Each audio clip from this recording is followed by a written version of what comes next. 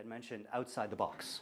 I try to, which is kind of why I ran away from people. I don't understand people, I don't get them, they confuse me. So I literally took myself and I moved just outside of Toronto. A 2-acre piece of property, it's governed by trees, it has blue zones on it. We've actually measured the blue zones, if you guys are familiar with blue zones.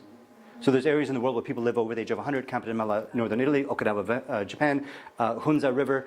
But if you take the Japanese, because we thought it was the Hunza water that got people to live to a happy, healthy old age. We thought it was the Japanese diet that allowed people to live to. So we took those aspects, we brought them to North America. That didn't translate to longevity. It's not about the food or the water, it's where these people were living. There's an energetic basis from the earth that comes across and adds this sort of protective barrier. Now, in North America, these blue zones are about yay big. The rest of the world, they're miles, kilometers wide, 15, 30, 50 kilometers. So you could be living, eating, sleeping, drinking, breathing in a blue zone, which allows you to live to that happy, healthy old age. But in North America, it's a heck of a lot harder. So when I was looking for property, I had two energetic people that didn't know each other. They would travel around from property to property and they would test the land. Well, I found a piece of property that has 2 blue zone spots on it.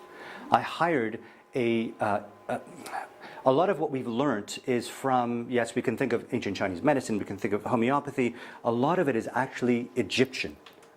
They built the pyramids, for crying out loud. We still don't know how to build the pyramids now with our technology. So they came up with physics, they came up with mathematics. The Pythagorean theorem, the theory is, Pythagoras actually got that information from Egypt, came back and said, hey, I discovered math. No, he didn't. He long-term borrowed that idea from the Egyptians. Yeah? And so I hired a fellow by the name of Dr. Karim Dhanani to come in and do this thing called biogeometry. If no one's ever heard of it, please study it. This guy's... About him before. You did. So What's his name? Biogeometry. His name is Dr. Karim Dhanani. It's funny because I'm reading this book on biogeometry and a name pops up, Pier Paolo Alberghini. And I'm like, that name rings a bell. A couple of weeks later, Pier Paolo Alberghini walks into my office. He's been a patient of mine for about 6 or 7 years. I see him once a year because he's an architect for, and he flies off to Italy and Spain. He's an architect for one of these large corporations that do secretly biogeometry. Vatican, he's actually been known to work with. So things like this where we believe in what we read and see, but there's a lot in the background that we just don't understand. So at the Vatican, there's biogeometry being done. In a lot of corporations, there's biogeometry being done. So I actually brought him in, and he actually took the blue zone and took the energy of the blue zone and drove it into very specific spots into the clinic to increase the overall frequency of the clinic. The clinic has no Wi-Fi. You can't even get a current. It has no metal in there. Because if you think about it, we build with metal studs, with a metal roof, with metal ductwork, with electricity running through the walls, and it takes only 1.2 millivolts for our heart to beat. That's it, millivolts. It takes 40 millivolts for our brain to tell our finger to move. That's it. But yet we live in this massive electromagnetic frequency, and we wonder, why is it that we've got so many neurological concerns? So one of the things that dove me into genetics, outside of the energetic aspect of things and outside of biological medicine, was just this. 20% of my cases were not getting better. It would be a revolving door. 1 week, it would be a headache. We'd put the fire out. 3 weeks later, it'd be knee pain. We'd put the fire out. 4 weeks later, it'd be menstrual cramping. It was like this over and over and over again. And as much as I want to believe I have a 100% success rate, I don't. But I can't sleep unless I have a 100% success rate. So I hired a genomist. I hired an organic acid specialist, one from the States, one from Australia, and I brought them on board. I went to a Ben Lynch conference, and Ben asked a bunch of questions to the audience, and nobody had the answer to one of those questions. And so Ben looked at the audience and said, come on, there's 400 people in this auditorium. No one can answer this question. He leans over, he goes, Sean, what's the answer? Sean stands up, blurts out an answer, sits back down. I'm standing in the back of the auditorium because I don't sit, I pace and I make notes. And also I'm the first person to pepper because I always sit in the back of a room because after the presenter's finished, they always go to the back of the room. So I'm the first person to pepper them with questions to see, do you know what you're talking about? Or are you just regurgitating information from some other source? So I figure out Sean is like a savant, a genius. So I hire him, I hire an organic acid specialist, and we reverse engineer biological reactions from patients. We called it the Pathways Project. I took on 10 patients. We got an MS case on video, 2 o'clock in the morning, to stand up and do squats. We got autistic kids, and normally in a wheelchair, we got autistic kids to start stringing together sentences. It took us about a week to figure out each case. And this was a long-term, long convoluted conversations that I was having with these guys. But we figured it out. And I thought, hey, there's something to this. There's something to looking at genetics, and there's something to looking at the impact or the epigenetic aspect of things. So that's what dove me into looking at those 20% of those cases. And that's why I brought genetics into the practice. Strictly because I want to know, is it because of the toxicant that comes in? Or is it because the body cannot take those toxicants and throw them out of the system? That becomes our biggest rate-limiting step, right? Because it's interesting, two people walk into the same environment, they both get exposed to the same thing. Why is it that one responds really well and the other one responds poorly? It is to do with their terrain, but it has a lot to do with the genomic aspect of them. So, and that's just part of the clinic. So,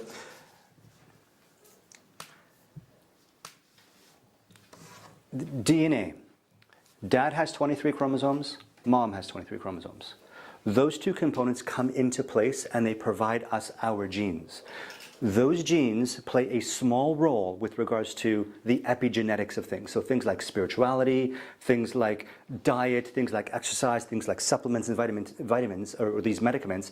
The genes play a small role, but yet how our body detoxifies, how our body methylates is really the most important aspect of things. So, and if you think about it, we figured out the Human Genome Project in April of 2003. I don't know of any single drug that has come out that is going to cure a genetic problem. I haven't seen one that's come out. We've spent $1 bazillion trying to figure it out. We brought in 20 countries to come in and let's work together as a group project to figure out genetics, which we did. We mapped it. Congratulations. Nothing has come of it. Because if you think about the number of permutations from just 4 base pairs to 20 amino acids, their permutations are limitless. There's hundreds of millions of possibilities of what kind of protein and the stereoisomer of that protein that can come out. And remember, it's not just I'm making valine or I'm making tryptophan. There's also the stereoisomer. It's the way that it works. So remember with Dr. Popp, Fritz Albert Popp, what dove him into doing research on cancer was benzopyrene causes cancer, but its mirror image did not cause cancer. Well, hold on, it's the same darn molecule. So he went to the German government and says, I want to prove that molecules secrete photons. And the German government said, no, denied. Not gonna. So then he changed his thesis. I want to prove that molecules do not secrete an electromagnetic frequency, and he got it approved. So that dove him, because of the stereoisomers, that dove him into the research of photons, photonic emissions, and his photomultiplier, which I had on my bucket list, had an opportunity to go and visit with him. I was there for his summer school, which was brilliant. It was all physics and mathematicians. I actually walked into a photomultiplier and got measured. It is phenomenal. But all of these base pairs get broken down into these amino acids, and these amino acids have the resultant impact on our biochemistry. So what we can try to do now is we can try to measure genetically if we have the framework of looking at the impact of, I'm going to use the word a stressor, for example. So at the office, we measure. We all try to measure either energetically or pharmacodynamically what the cortisol levels are in the patient, right? Some people do it in the blood. Some people do it in the urine. I do it in the urine. It's just a better marker. We look at metabolites as well, which is kind of cool. So then I say, hey, your stress levels are high. And then the patient says, oh yeah, because I had a mortgage payment or my son had a problem. And, okay, great. I measured them a couple of months later. Your stress levels are high. And then they come up with another excuse. And we do it again, and we do that again, we do it again. And so their body's consistently producing cortisol all of the time. And then we wait for them to go from a cortisol stress perspective, we can try to treat that, to an adrenal fatigue perspective. No, we have to treat that, right? Similar symptoms, but much more difficult to treat. To pick people off, you have to peel them off the ground. But when we measure cortisol, we're measuring how we've been over the last 5 days. What if it's got little to do with the cortisol? What if it has more to do with the receptor sites? What if you have something called a COMT, a slow COMT, and poor reabsorption, or they call it an increased sensitivity to cortisol. So now cortisol is floating around in the system, it attaches. And your body cannot unhinge it, genetically cannot unhinge it. And if it does unhinge it, what if you don't break it down very quickly? That it's still floating around causing grief to the rest of the body. What if, I'm using arbitrary numbers here of course, let's say we have 3 serotonin receptors, or noradrenaline receptors in our brain. A stressful thing happens, we release 7 molecules. 3 are going to attach, the other 4 are going to cause grief to the rest of the body. Interesting. So we can measure 2 things. We can measure, do you have a prolonged sensitivity? And can you break it down with the COMT gene? I'll give you an example. 2 people are driving down the street. 2 people are in the car driving down the street and there's a car accident. And so they're stuck in traffic. So they're sitting there and they're waiting and they're waiting and traffic is moving along slowly. They get past, finally after a half an hour in traffic, they get past the site of the accident. There is a mangled car on the side with a body on the ground covered in a white cloth. Clearly someone passed away. These 2 people can respond differently. One person can say, shit, traffic sucked. Oh, that's too bad. And it keeps going. The other person could be mortified. The other person could be, oh my gosh, that person that passed away has a loved one, probably has responsibilities. I wonder if their family knows. And they could be sitting and brooding with that for hours. Same experience, different response. And we can measure that from a genomic perspective. We also measure things like BDNF. So we measure, when it comes to executive function, we measure things like the receptor sites for noradrenaline, for serotonin, and the noradrenaline is stress, negative, fixate on negative emotions. Serotonin is anxiety, fear-ish, if you will. And we also measure dopamine. Dopamine has a closer relationship to depression than does serotonin.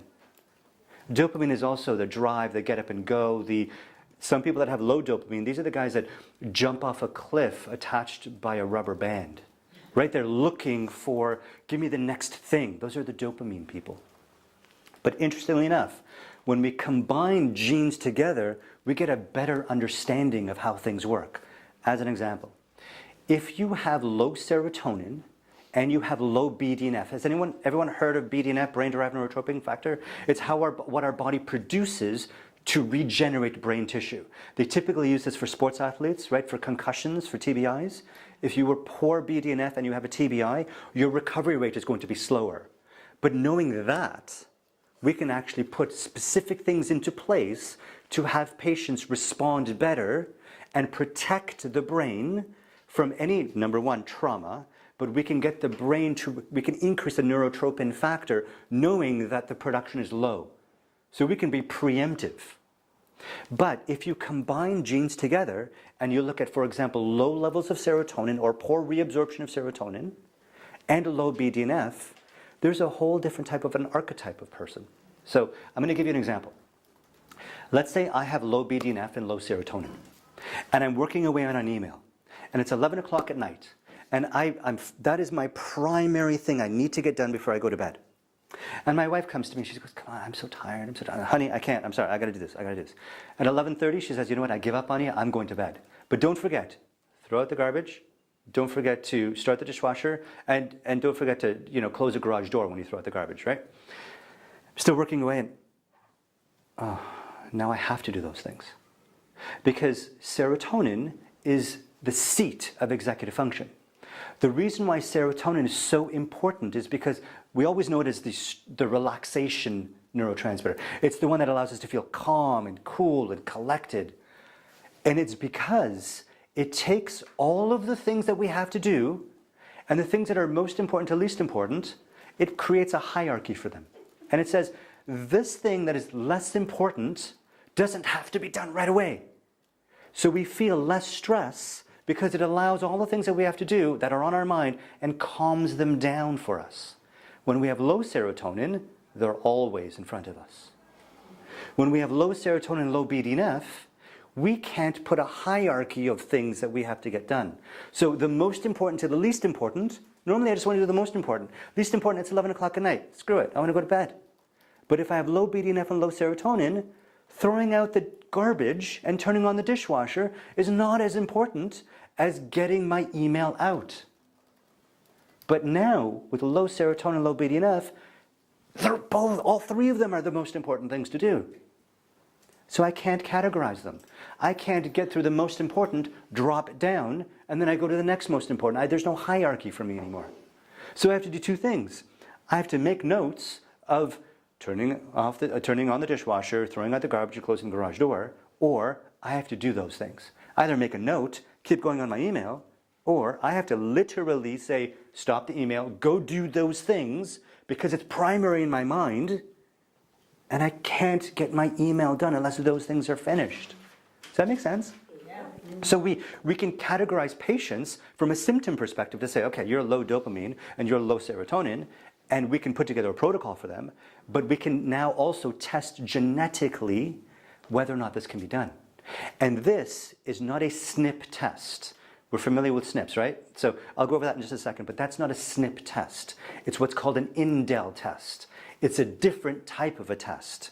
Also using genomics, also using the same PCR testing, but we're looking for insertions and deletions.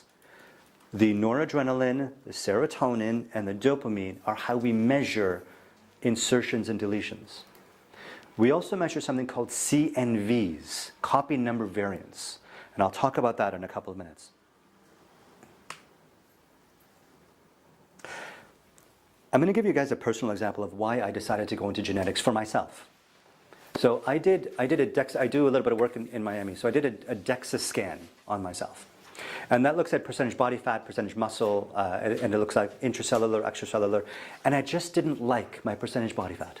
So I said, you know what, I'm going to do this intermittent fasting thing, right? We all do this, we've all heard about it, right? I take a cup of coffee, I take a tablespoon of coconut oil, I knock it back, and I don't eat until 2 o'clock in the afternoon, right? It's great, it works perfectly for my lifestyle, because I'm really busy. I don't even have time to change my mind at the office, right? So 2 o'clock in the afternoon, I have my first meal. I have small meals until 8 o'clock in the evening, and then I'm done. I fast for 16, maybe as much as 18 hours, and I do the same thing all over again. I did it for 16 months. I felt amazing. I loved it. I lost 11 pounds. I went back and I redid my DEXA scan. I lost 17 pounds of muscle. My percentage body fat actually went up. I was working out exactly the same, which is just once a week, maintaining my same activity levels. I was just cutting down my total food intake. My metabolism got worse. Genetically, I'm an ApoA2 genotype. I'm the guy that should not be eating saturated fat. Saturated fat should be less than 7% of my diet. So all of these people, some people do amazingly well, some people do really, really poorly. We can measure that and give them and dictate what type of diet to follow. We also measure the TCF7L2 gene, which is the #1 indicator for blood sugar. Now, I've got good genes for diabetes. Genetically, I know this. I've measured myself. If I go off and have ho-hos in McDonald's every day, I can develop diabetes. I'm not speaking to diet or lifestyle. I'm speaking to what is my tendency genetically. So people that have low or poor TCF7L2, so higher chances of having diabetes, well, those are the guys that really should be having small, frequent meals throughout the day. These are not the guys that should be doing intermittent fasting, because their blood sugar over time is going to have an impact. We also measure if you have enough genes, if you have the genes to produce enough amylase in your mouth. So if you don't have enough enzymes in your mouth, and you have poor sugar regulation, you're going to be the person that has a sweet tooth. I'm going to consume something, I can't break down my sugar so well, so it's going to sit here, it's going to have an impact on my blood sugar, and it's going to make me want to keep craving sugars all of the time. So all these really cool, interesting things when you link genes together is what was done. And I neglected to mention, my job, I figure, in life is to figure things out from the smartest people that I know, and then go find smarter people and learn from them. So I've learned brilliance from Sean and from Elisma out in Australia and the States, and then I moved on to another genomist by the name of Dr. Mansour Mohammed, who's a PhD, I think he's a PhD times 2. The team that he left at UCLA is rumored to be nominated for the Nobel Prize for the ApoE4 genotype discovery. Brilliant man. And so I glean a lot of that information from him, and he was the one that helped to put together most of all of these genetic predispositions. But for myself, it worked perfectly, because now I'm on the right diet, and I'm not fighting against my genes. The same thing will happen with patients. So we know that epigenetics is, if not as, definitely more important than the genetics itself. When we keep hearing about mercury, aluminum, cadmium, nickel, palladium, these are all being toxicants for our system. We need to be able to pull those out of the body. I don't produce the best type of glutathione, and I'll speak to glutathione in a couple of minutes. I've been coming to Baden-Baden for about, I think, my 18th or 19th time. I've been in practice for a little over 20 years. I'd say about 25 years ago, maybe 28 years ago, I decided to test myself genetically, not genetically, but with the DMPS EDTA challenge. I wanted to know, how much heavy metals do I have? Because we keep talking about it. So I got myself tested. I actually didn't even test myself in Canada. I tested myself in Germany because we didn't have the technology back then. So I measured myself. My levels were high. Well, I need to get them out. So I removed my silver fillings. I stopped eating fish. I did all the right things. Switched over to reverse osmosis water, and I did chelation. Went back to Toronto. I did chelation. Did 6 sessions of chelation. Flew back to Germany. Got myself tested. My levels were higher. Okay. So I went back to Canada. Did another 12 sessions. Went back to Germany. My levels were lower, but still very high. Did another 12, and finally they started to drop down. I am not an amazing glutathione producer. I don't bind onto heavy metals and pull them out of the system. But here becomes one of the causes for concern. If I suck at removing heavy metals, and I do chelation, and I take a step outside and take a nice deep breath of fresh diesel air, haven't I just toxified myself all over again? Haven't I just created an entirely very expensive circle? Right? Because I keep doing chelation over and over again. Why not figure out what the root cause is? Why not figure out if you are a producer of glutathione, and if you are an amazing producer of glutathione, and you're a good methylator, then 1, chelation will work very well for you, and 2, you never have to do chelation again, because we got your body to produce more glutathione on its own. Right? So we know that. So I always look at, now when we look at things like genetics, so just very basically, a SNP is a shift in a base pair. When we think of a SNP, we think of, oh my gosh, it's terrible, it's lousy, it's horrible. We have tens of thousands of SNPs in our body. We have these small little incongruencies genetically that are put in place because of epigenetics. Most of these SNPs have no consequence on human health. There are a few SNPs that do have a consequence. So one of them is we've heard about MTHFR, right? And so, oh my gosh, I have MTHFR. I must be sick. There are, like I said, thousands of SNPs when it comes to methylation. we measure the 7 most important SNPs that are responsible for methylation. It's not just MTHFR. So the way I explain it to patients is I explain it as if it's a hot potato. I got a hot potato. It's hot. I don't want to burn my hands. But if I drop it, it'll hit the ground, it'll create inflammation. Because methylation helps for DNA repair, helps for cellular damage, but also helps for inflammation. It's one of the most important things for inflammation. So if I drop the hot potato, I create inflammation. What I will then do is I will then pass that hot potato over to Kimchi. She will catch it with 2 hands. Same thing, it's hot. She can't drop it. She doesn't want to burn her hands, so she'll pass it to Tia. And we will measure the 7 different genes that are responsible for quelling that hot potato. So it cools down, we can just put it on the table. We are measuring whether or not are you using 2 hands, which is a 80 to 90% effectiveness. Are you using 1 hand, which is a 40 to 50%? Are you using no hands? And if you're using no hands, I don't care what the other ones are doing. No hands meaning you've got about a 10 to 20% effectiveness. So you can be passing the hot potato. If you've got 2 SNPs that have no hands, you're going to create a heck of a lot of inflammation. And knowing that will help us for a tremendous number of biochemical processes, including, remember that COMT gene, the one that helps to break down catecholamines, COMT, catecholamine O-methyl transferase? You need to methylate your neurotransmitters to get them out. You need to methylate your estrogens and your testosterone to get them out of the system. If you are a poor methylator, we think of, yes, primarily inflammation, but oh my gosh, it also has things to do with catecholamines and hormones as well. So methylation has a huge impact on our system. If there is a SNP, I consider it like a traffic jam. So we want to get proper traffic flowing. If you have a SNP, you just end up having more cars stuck in one area, and they have to do sort of a nutritional workaround. And knowing what those SNPs are, we're able to determine how to either increase proline, increase B3, increase folinic acid, because we well over-methylate. Everybody gets a methyl-donor group. And there are some serious consequences for both anxiety and nervousness with methylation, but also there's a huge theory that's, I believe, coming to fruition, talking about cancer and over-methylating.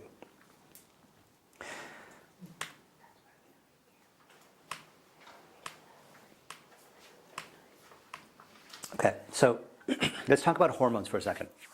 I don't have the slides, but we can measure genetically. Well, even before we go to genetically, let's talk about biochemistry. Pregnenolone makes progesterone with the impact of DHEA. Progesterone makes testosterone. Testosterone makes estrogen.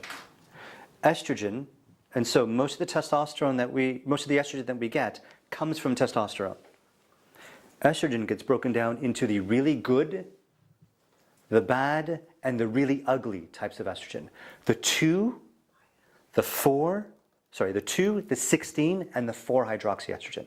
The 2 is actually really very good for us. It's the protective type of estrogen. This is the type of estrogen that when we do research in Japan, they have fermented soy. That increases the protective type of estrogen.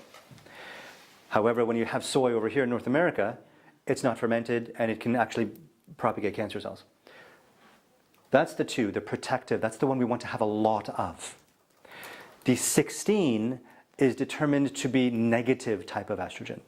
However, the cancer-causing type of estrogen, independently, if I take the 4-hydroxyestrogen, the good, the bad, and the ugly, the 2, the 16, and the 4, if I take that 4 estrogen and I independently put it into a test tube, it can cause cancer by itself, on its own. No precipitating factors. No epigenetics involved. It is cancer causing the 4-hydroxyestrogen. So we measure how quickly do you move from progesterone to testosterone genetically. How quickly do you move from testosterone to estrogen? But can you take that testosterone, do you convert it to DHT? That's the bad type of testosterone. Can you detoxify that DHT? Can you detoxify that testosterone? We measure that as well. Because some people, for some interesting, I see a lot of sports athletes, and it's impressive when I measure them genetically. They move from their progesterone to their testosterone at super speed fast. They don't move that testosterone to estrogen very quickly. So they hold their testosterone. That makes them the fit. My goodness, these guys and these gals are fit. Their quads are like what steroid are you taking? None. They just naturally produce a higher amount and hold on to their testosterone, and they don't detoxify it very quickly. So it's actually staying in their system longer. I can measure people and I can say, you can be an athlete, you should not be an athlete. And we also measure something called SOD, superoxide dismutase, which is how well our mitochondria are protected. And so if you are poor with SOD, those are the people that do high intensity interval training and get exhausted and feel horrible the next day because they're poor SOD producers. So they produce the free radicals when they have a heavy workout, but their body can't recycle and protect the mitochondria with superoxide dismutase. So as we measure that, we can actually tell you which exercises are better for you, which ones are worse for you, based on your genetics. But it is kind of cool from the estrogen perspective. So we measure from progesterone to testosterone. Testosterone, how quickly do we convert it to the bad testosterone? How quickly can we detoxify the testosterone? Then how quickly do we move from testosterone to estrogen? So are we estrogen dominant? Then we measure, do you produce a lot of the 2, which is what we want? Do you produce a lot of the 16? We don't really want that.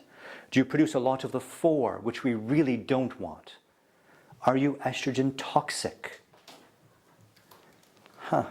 So we're able to determine that pathway of all of those movements of our hormones and how well can we eliminate that hormone out of the system. I will make sure you guys get the slides for sure, but on the slides it talks about what is an inducer of the CYP1A1, 1A2 gene. That's the one that increases the 2-hydroxyestrogen. Cruciferous vegetables, indole 3 carbinol, calcium glucarate, those are all wonderful to increase the 2. But there are also some things that inhibit the 2-hydroxyestrogen production. Turmeric. High doses of turmeric. High doses of green tea.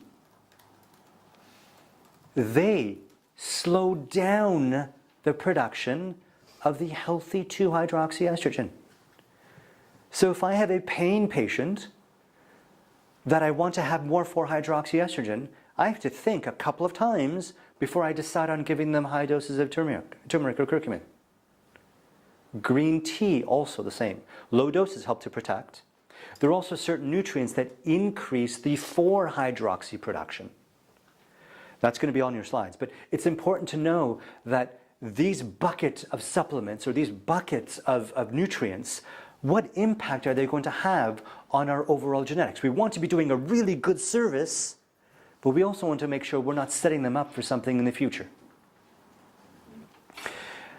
Mitochondria is also fairly important. So when we try to manufacture our hormones, cholesterol is really important. And it's actually not HDL cholesterol, it's the LDL cholesterol.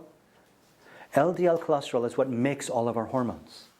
Pregnenolone is also attached and functional from the mitochondria as well.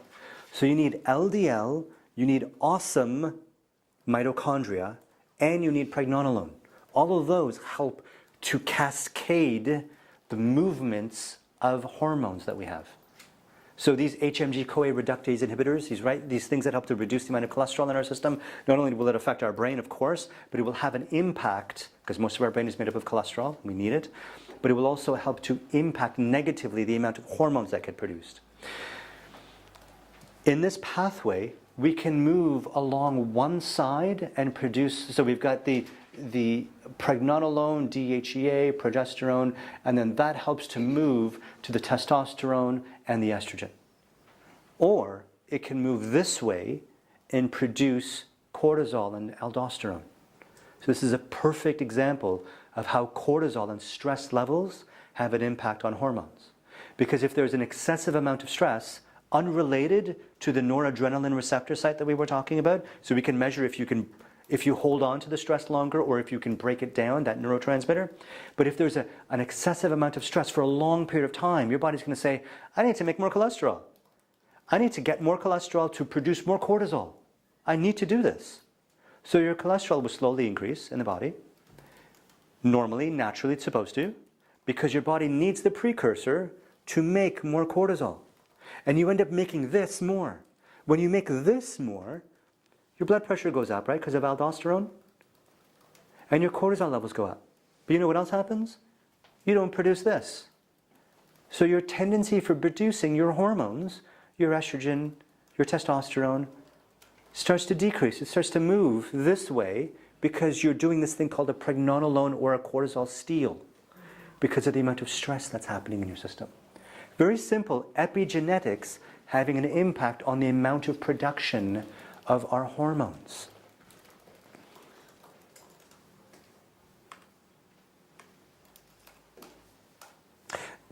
If anyone cares, the gene's called, the enzyme that's called 1720 lyase.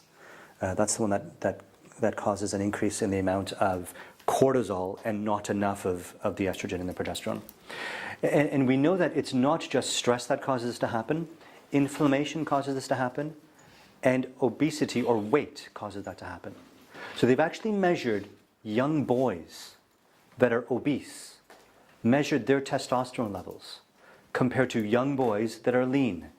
There's a 50% reduction in young boys in the amount of testosterone that they have compared to lean boys of the same age group. So the adipose tissue that we have can get aromatized into estrogen and we move away from testosterone. Now testosterone, as much as it's got a really bad rap, it is one of those molecules that have been measured for longevity. It is a precursor for things like obesity, for diabetes, for insulin resistance, cardiovascular risk, cerebrovascular risk. When you have an adequate amount of testosterone, for both men and women, you have a longer overall lifespan, interestingly enough. I'm not a fan of testosterone replacement therapy, but knowing if somebody is obese, if they have high levels of central obesity or adipose, if they have higher levels of inflammation, if they have blood sugar issues, you are going to naturally bring down your hormones and increase your cholesterol, and that will decrease your longevity. So much so that we've had overweight women. Now, I don't see patients that want to learn how to quit smoking because we've sort of figured that out, and I can talk to you about that in a second. I don't see a lot of weight loss patients because I see chronic cases. It's what I do, and we've sort of figured out weight loss. It's not that difficult to figure out. Interestingly enough, I'm just going to take a second to talk about smoking cessation. So bioresonance therapy, everyone's all familiar with bioresonance therapy. There's a study that came out of Hungary a little while ago, a number of years ago, where they put an ad in the paper and they said, who wants to learn how to quit smoking? The only criteria is you would have had to have tried something first. Talk therapy, Nicorette, Zyban, something like that. So they had, I think, 8,000 participants in that study. They had them all smoke their cigarette. So imagine 8,000 people, right, smoking cigarette. They collected the ash. They put it into a bioresonance device, inverted the frequency, drove that into the patient, also drove it into water, had them take 5 drops a day. They had an 82% success rate quitting smoking. So the Turkish government said that's nonsense, that's impossible. They replicated the exact same study, a little less than 8,000 people, they had a 79% success rate. Bioresonance is approved, specifically the MORA machine is approved for the treatment of smoking cessation, just by using energy medicine. Kind of cool. Kind of very cool. Side note, bacteria and heavy metals. We've actually had women that are overweight, that when we start to get them to lose weight, they are postmenopausal, they have their menstrual cycle all over again. Because we store a lot of heavy metals and a lot of toxicants and hormones in fat tissue. So if you are a poor glutathione producer or recycler, What if your body is saying this? I need to protect my brain. I need to not release toxicants from the fat tissue because I don't have a way of getting it out. So if I start to release it and I can't get it out, it's going to cross the blood-brain barrier and cause more grief. So I'm going to keep it walled off in fat tissue as a protective measure. Thank you very much. That's what it's trying to do for you. We've actually seen bacteria increase in the body. We've measured this in the body in response to heavy metals. Right? We know that certain types of Clostridia, certain types of H. pylori, Candida albicans, absolutely, and Candida parapsilosis. There's an Italian study where they took dirt and they measured the dirt. It was clean dirt. They put aluminum, cadmium, nickel, and mercury into the dirt. Then they put two species of Candida parapsilosis and albicans into the dirt. 72 hours, they had it sealed. They found that the Candida naturally bound onto the heavy metal. So what if, again, your body is saying, I need to protect you. I'm going to allow the production of Candida to increase as a protective measure. Because remember, we have 3 species of Candida that are allowed in our body. It's supposed to be there. It's not the production of Candida, it's the overproduction that our body has. But why? Is it because of too many heavy metals?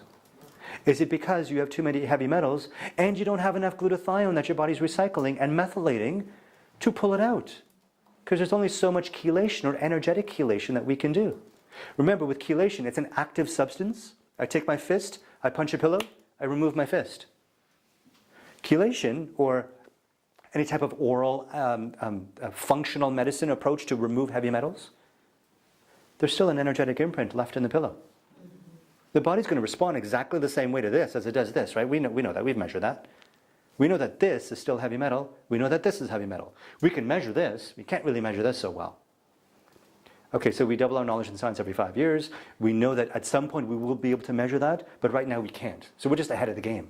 We've seen this on a number of occasions with a number of different techniques and technologies. We know that we come up with an idea, physics, we come up with an idea, and then after 15 years it gets proven. That's an energetic imprint. That's where the energy medicine comes in, to unhinge this. But you need to get this out, otherwise it's going to keep punching more pillows. What if your body can't get rid of this? What if it's storing it nicely in fat tissue or in the bone? Right? We've seen this in trigger points, where we've measured the output of heavy metal. If I take DMPS and I inject it just into a tissue, and I can measure the amount of heavy metal that comes out, I think it was 6 nanometers. I have it written down somewhere, 6 parts per million. And then we inject a trigger point, a knotted point, with the exact same amount of DMPS, we get 6,000 parts per million. Same amount of DMPS, just a different location. So is the trigger point actually a site where we are storing a lot of those toxicants? If you don't have the production of methylation and glutathione, you can't pull that out. So we keep trying to treat over and over again without having that bottom impact of pulling it out. I'm going to zip through a couple of things. So I'm going to talk about glutathione. If you go to Dr. Google and you type in glutathione and any disease process, you will find an association between that disease process and a lowered amount of glutathione. I'm not saying that glutathione or lack of glutathione causes that disease. What I am saying is that the body's trying to do something about it, burns itself out, and then a disease process happens. So what we measure, how we measure glutathione, is we measure using something called the CNV, copy number variance. When we go to your typical testing mechanisms, like your direct-to-consumer testing mechanisms, such as 23andMe, and you remember we were talking about SNPs, I said there's tens of thousands of SNPs in the body? Looking at those SNPs are irrelevant to health. They are relevant to things like ancestry. Nothing to do with health. It'll tell me if I'm half Norwegian. Okay, great information. But I'm not a huge fan of knowing things that are not going to be directly related to my health. So a lot of the information that we get from the 23andMe's of the world is, number one, incorrect. So and research has been published, there's up to a 40% error rate, because what they are doing is they are taking 400 SNPs and throwing it into one petri dish. Now, if you take a pebble and you drop it into a still pond, you get a point of impact, but then you also get a ripple effect. That petri dish, a PCR agar plate, it is only so large. There is a point where you start to mix these ripple effects. And remember, we're looking at stereoisomers. So there is going to be bleeding over that happens, and that's why you get these error rates that are so large. But again, even if you do have a really low error rate and you're measuring things unrelated to health, I don't really care. It doesn't really make that much of a difference in my life or in my patient's life. They are only looking at SNPs. We are also looking at something called Indels and Cnvs. So when you do a test with, again, a 23andMe, for example, they're looking at whether or not, so they send a primer down the DNA channel and they're looking for a specific series of base pairs. And if they find that series of base pairs on the right chromosome, they say, okay, you've got glutathione. They measure that you've got the glutathione. But they didn't measure, do you have 2 copies of it? Did mom give you a copy and did dad give you a copy? They just say you have it. Now that's a difference between having it at 50% and having it at 100%. So they're also just measuring the GST. We are measuring the GSTT1, the GSTM1, the GSTP1, and then your SOD. So as an example, what I typically, again, use for patients, on Wednesdays, it's garbage day in my neighborhood. Large lumbering garbage truck comes by, takes the trash, throws it in, and off it goes. A couple of hours later, so big garbage truck, big guys, big bins. A couple of hours later, the recycle guys come by. Recycle truck is smaller, smaller guys, smaller bins, smaller trash. But they also come by and they clean it. A couple of hours later, there's a guy that cycles around my neighborhood in a bicycle. And he's looking for things that have been thrown out. Oh, someone threw out a dishwasher. Someone threw out a couch. He calls up his friend that has a van, and they specifically grab certain things and off they go. So 3 ways my neighborhood gets cleaned out on a weekly basis. Imagine that happening to all of our cells every single day, thousands of times. We are measuring, do you have the 2 genes that are responsible for the biggest garbage truck, the GSTT1? If you don't have those genes, or if you have 50%, so you've got one of those 2 copies, the backup to that gene is called the GSTM1. Do you have those copies? The backup to that is called the GSTP1. Do you have that? If you don't have those, goodness, you're in trouble a little bit. I will say 2 things. Remember I was talking initially about those 20% to 30% of my cases that I was having trouble with? Yep. Those guys were nulls. Meaning they had no GST1, they had no GSTM1. Is that why they keep revolving dooring into my office? I love them, I want them well, that's why I do what I do. But is that the reason? Is that the reason why they've gone to their 40 patients, or 40 doctors before they end up in my office? Now that we know this, it's awesome. I will also say that environmentally sensitive patients also are null. We're doing a trial with Magda Havdis, who is one of the most foremost authorities in electromagnetic frequencies at Trent University. And she's written a bazillion books. She's brilliant when it comes to EMFs and Wi-Fis. She's an authority on it for sure. Also recognizes that EMFs are a problem in society. But people that respond more detrimentally to EMFs and Wi-Fis, they're all null, 0 and 0. Again, interesting. Now, is it because that they can't pull the heavy metals out? And so now we have a cascade of heavy metals that create a current and it changes the zeta potential of our cells? Is that the reason why we're so sick? Or is it because of some other reason? Do we know what zeta potentials are? So every cell has a slight charge around it, a slightly negative charge. It's called a zeta potential. If I'm negatively charged and you are negatively charged, we are naturally going to repel each other. If the zeta potential of the cell shifts and it becomes positively charged, you end up attracting all of the other cells. And then you get rouleau, you get clumping, you get poor blood flow, you get a miscommunication that's supposed to happen, right? Because the zeta potential or the charges around the cell separate us. If myself and Kimchi's blood get mixed together and we run a current through the blood and we zap it so that we remove all of the charges of the cells, and then we give it a charge back, my blood will coalesce and Kimchi's blood will coalesce. It's the zeta potential that allows these cells to separate from each other and from different people and from different mammals.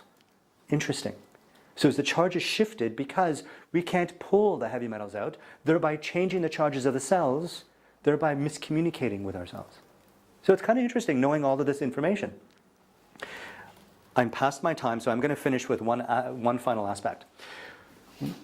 We measure a bunch of different components, and it takes a little bit of an understanding to understand how we can connect these different components. But now that we know this, once we know this for the patient, we don't just say, here you go, congratulations. These are your genetic SNPs, and there's nothing we can do. Have a nice day. No, the solution is kind of the coolest part. If we know this, we can connect the dots together, number one, and then there's an opportunity to customize a formula specifically for the patient. So my problem is when you know too much, I end up taking 22 different supplements, right? I've got 22 bottles that I open up every single day. I got wrist pain, right? Now I can take all of those bottles and I can take all of the ingredients. Genetically, I know which ones I need. So we measure, can you convert beta carotene to vitamin A? Can you absorb vitamin C? Can you absorb vitamin D? So there's a large percentage of the populace that cannot convert sunshine to vitamin D. And if we think about it, vitamin D is fat soluble. Our blood is water soluble. We need a carrier molecule to carry vitamin D. Do you have enough of this? I've got patients that don't have enough of those carrier molecules. So if that's the case, why am I giving them 10,000 IUs of vitamin D? They're not absorbing it. They're absorbing 2,000 IUs. The other 8 is passing right through them or getting stored in fat tissue. If we know this, we know that we need to give you vitamin D 2 times in the day at a lower dose so that you can absorb it properly.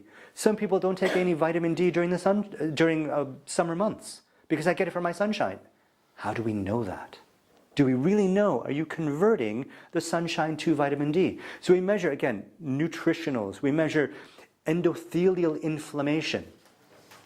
So we measure inflammation on the inner lining of the blood vessels. Number one risk factor for cardiovascular disease. And if you have any of these little congruencies or incongruencies, we can actually take all of the ingredients, mix them together, and customize it and send it directly to the patient. So this way, in my formula, I've got 23 different ingredients. And if I want to add a little bit more selenium, if I want to add some vitamin C, I can make those adjustments and move forward. So it's kind of a way of, I look at this as being the most personalized type of medicine you can possibly find. Outside, and I'm going to be clear about this, so please, outside of epigenetics. And epigenetics is more important than genetics. So I just want to be clear about this. Looking at it from a genetic perspective is important and necessary, but if I'm eating McDonald's all the time and living in a Wi-Fi zone, I'm going to run into a bigger problem. Thanks so much for your time, guys. I'm really sorry for your awesome. Cool. You have to get to an o'clock here and they close in 15 minutes. Go. We'll see you later. Ciao.